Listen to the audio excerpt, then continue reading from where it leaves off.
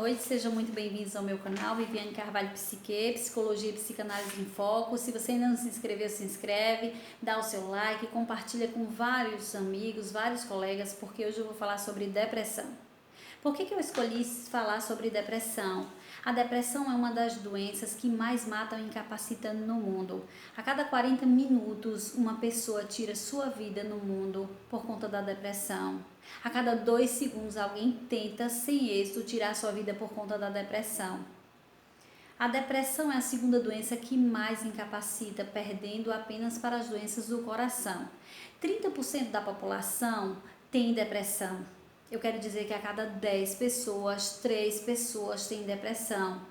E muitas pessoas acham que a depressão é apenas uma tristeza. Gente, depressão não é uma tristeza. Tem gente que diz que depressão é uma tristeza, que a pessoa está naquele estado de humor deprimido porque ela quer, na hora que ela quiser sair, ela sai, que depressão é a falta de Deus. Gente, isso não é verdade. Depressão não é falta de Deus. Ninguém pede para ficar depressivo, ninguém pede para ter depressão.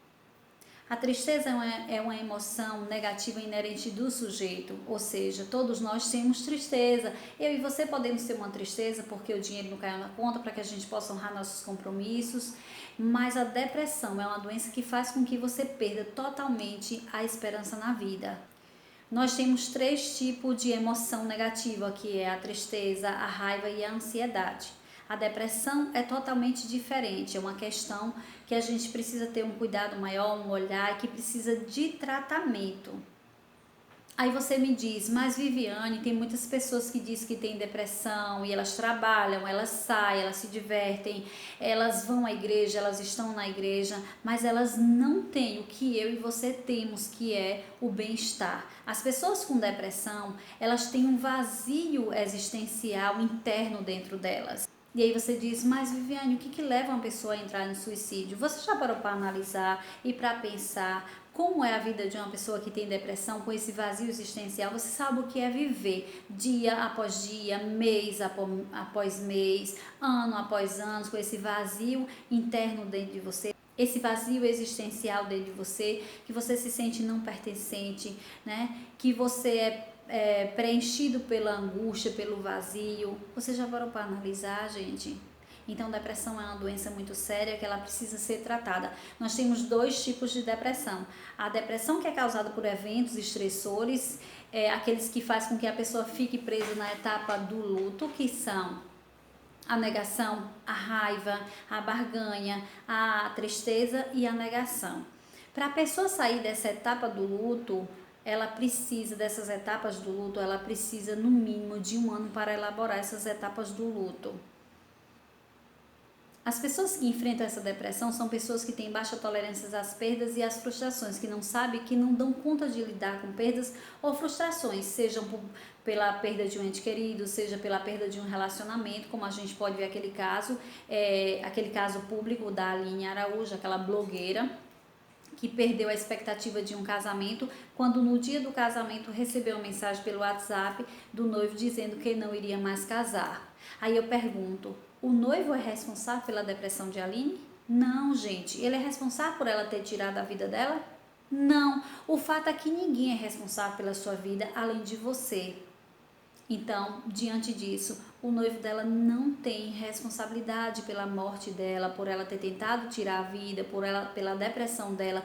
A única pessoa que é responsável por ela ter tirado a vida é ela própria, pelo simples fato dela não ter dado conta dessa demanda, que ela estava vivenciando aquela dor que ela estava vivenciando. Então, na verdade, ela não queria tirar a própria vida, ela não quis tirar a própria vida, ela queria apenas acabar com a dor. Porque toda pessoa suicida que tenta contra a vida dela, que se suicida, ela não se suicida querendo acabar com a vida, ela se suicida querendo acabar com a dor, que ela não tem conta, não tem condições de dar conta dessa demanda.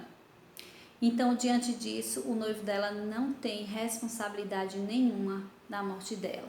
Nós precisamos ter uma atitude de maturidade para nós compreendermos que a nossa vida está nas nossas mãos e a responsabilidade dela é nossa e não do outro. E muitas vezes as pessoas trazem uma tendência a colocar a sua vida na mão do outro, ou seja, a colocar a felicidade na mão do outro e dizer: eu só vou ser feliz se meu noivo voltar para mim, só vou ser feliz se eu me casar com meu noivo e ele me fizer feliz, só vou ser feliz se eu trocar de carro, só vou ser feliz se eu trocar de imóveis. Então tá colocando a felicidade fora de você quando você precisar colocar a felicidade dentro de você. Que a felicidade ela é uma constante, né? A felicidade ela é cheia, a vida da gente é cheia de altos e baixos. Se a gente fizer uma analogia com o eletrocardiograma, a gente vai ver que a vida sobe, a vida desce, ela para um pouquinho, depois ela sobe e desce, porque se ela ficar perene, se ela ficar parada, é sinal de que sua vida acabou. E o que você faz quando sua vida está lá embaixo?